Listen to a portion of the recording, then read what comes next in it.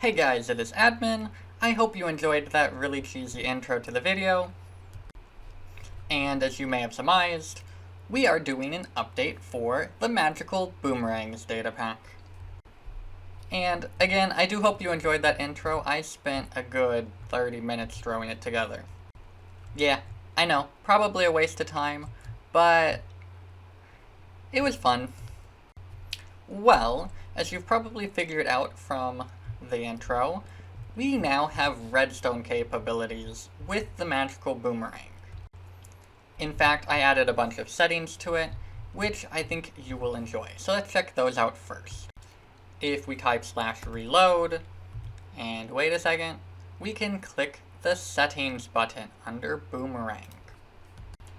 This will bring up settings like before for craftability, though I did update this to be our new checkbox format. But now you can also configure whether or not boomerangs should pick up TNT, whether they should break grass and flowers, whether they should be able to power buttons, or flip levers. A common complaint I got with the TNT functionality was that it could mess up your world, like so. And so now there is functionality to disable that.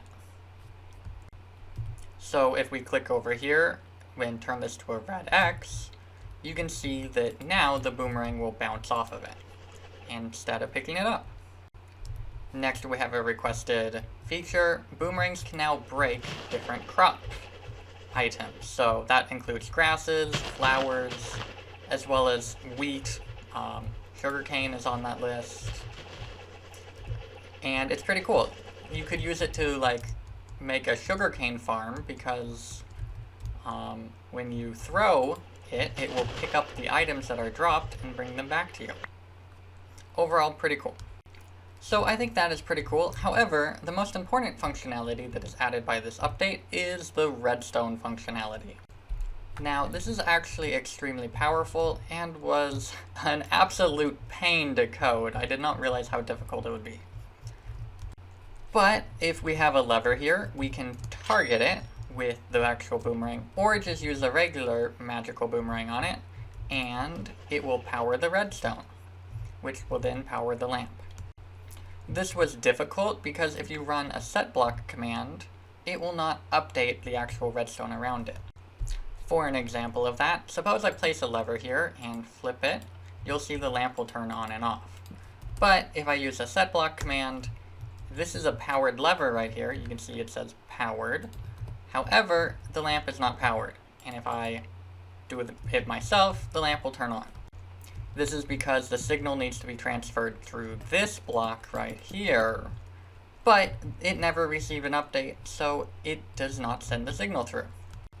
So I had to figure out how to work around that when using the boomerang to power it. Now, as you probably have figured out, this works for more than just levers, but also for buttons, wooden and stone.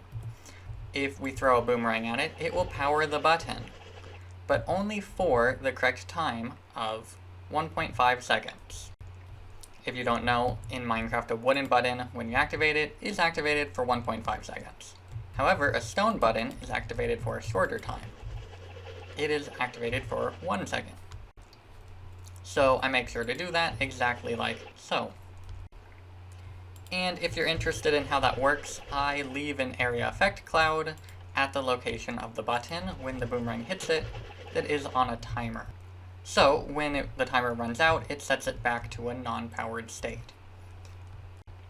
Why do we need to do that? Well, if you set a button into the world that is powered, like this one, not only will it not update the block below it, but it will also never update itself. So this will forever be powered. However, so the code behind my system is fairly simple overall, and is very powerful at working. And it allows you to do quite a few cool things, such as this. I think it looks quite nice, and overall this works very well in the actual context of Minecraft. And real quick, just to show that the settings actually do things, if I disable power buttons and try this again, obviously it will not work, and same goes for levers. I hope you enjoyed this quick Datapack showcase. You can always support us on Patreon, and you get cool rewards. For example, this update was posted on there on March 22nd. And I'm not really quite sure when this video will come out, probably a week or two from now. So you would have had access to it well ahead of time. Anyway, just $1 a month would get you in for those sorts of rewards. And of course, it would mean a whole lot in supporting me and the team.